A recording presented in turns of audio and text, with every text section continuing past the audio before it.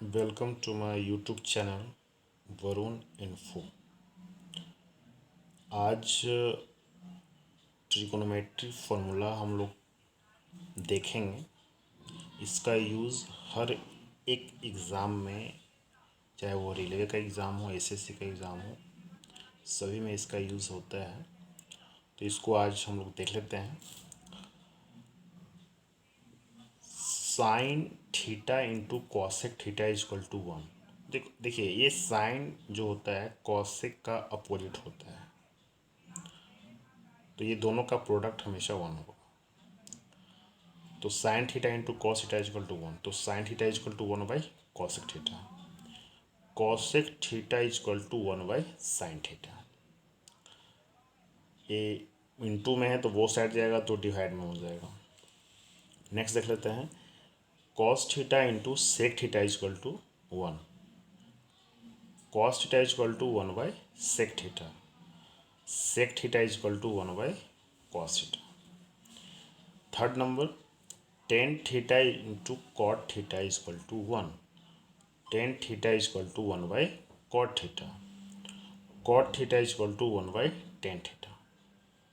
Next देख लेते हैं। Sine square theta plus cos square theta is equal to one, तो sign square theta is equal to one minus cos square theta, वो side जाएगा तो plus से माइनस हो जाएगा। उसी तरह से cos square theta is equal to one minus sine square theta. Next, cosec square theta minus cot square theta is equal to one, तो one plus cot square theta is equal to cosec square theta, cot square theta को वो side भेजिएगा तो plus हो जाएगा। तो cosec square theta minus one is equal to cot square theta. इस identity में कंफ्यूजन नहीं होना है। इसको याद रखने के लिए हमेशा ध्यान रखिए कि सी फोर कॉसेक और सी फोर कॉट, यानी कि सी का दो लेटर सी है तो कॉसेक के साथ हमेशा कॉट ही आएगा, क्योंकि फर्स्ट लेटर दोनों का सी है। तो इस ट्रिक से आप याद रख सकते हैं।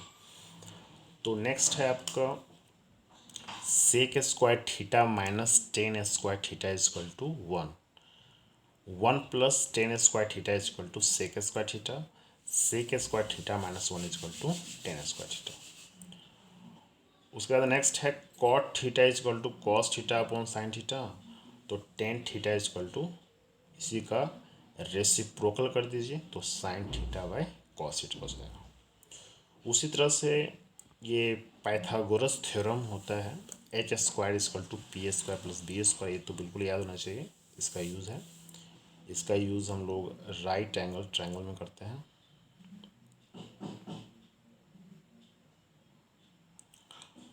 इसको एच बोला जाता है, इसको बी बोला जाता है, इसको पी बोला जाता है। ये 90 डिग्री है, तो 90 डिग्री के सामने वाले साइड को हाइपोटेनस कहते हैं।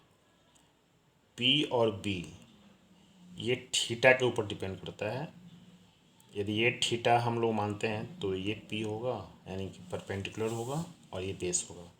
यदि इसको थीटा मानते हैं, इस एंगल को हम यदि थीटा मानते हैं, तो इसके अपोजिट ये परपेंडिकुलर होगा और ये बेस होगा। तो थीटा के अपोजिट जो साइड होते हैं वो परपेंडिकुलर कहलाते हैं, अब बाकी जो बच गया वो बेस होगा।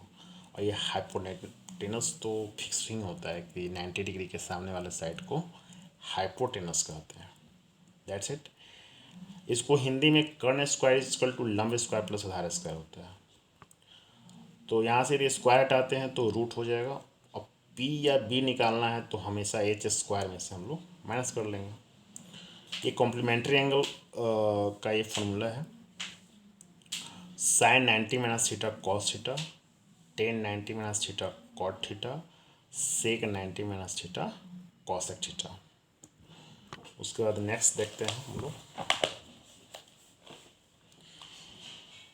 यहाँ पर हम लोग रेशियो में याद रखना है कि साइन का अपोजिट कॉसेक होता है और कॉस का अपोजिट सेक होता है, और टेन का अपोजिट कॉट होता है। इसी का रिवर्स, कॉट का अपोजिट टेन होगा, सेक का अपोजिट कॉस होगा, और कॉसेक का अपोजिट साइन होगा।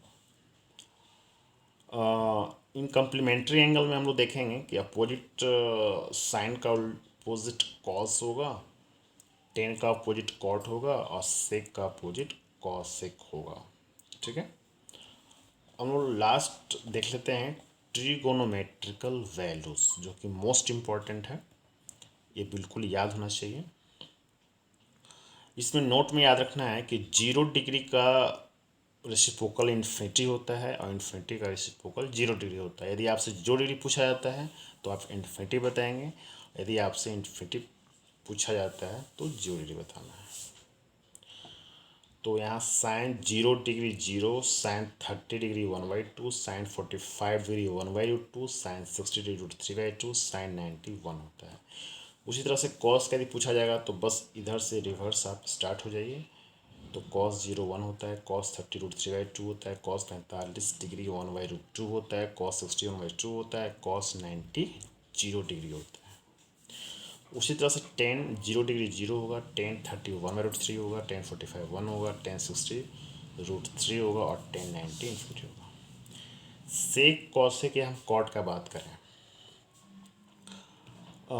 सेक कॉसेक या कॉट का बात करें तो इसमें हम आपको ये बताना चाहेंगे कि आपको इसमें याद ये रखना है कि साइन का अपोजिट, जैसे कि हम ऊपर आपको बताया है यहाँ पर कि साइन का अपोजिट कॉस होता है, कॉस का अपोजिट सेक होता है, तो टेन का अपोजिट कॉट होता है, तो इसका वैल्यूज़ भी कहीं ना कहीं रेसिप्रोकल होगा।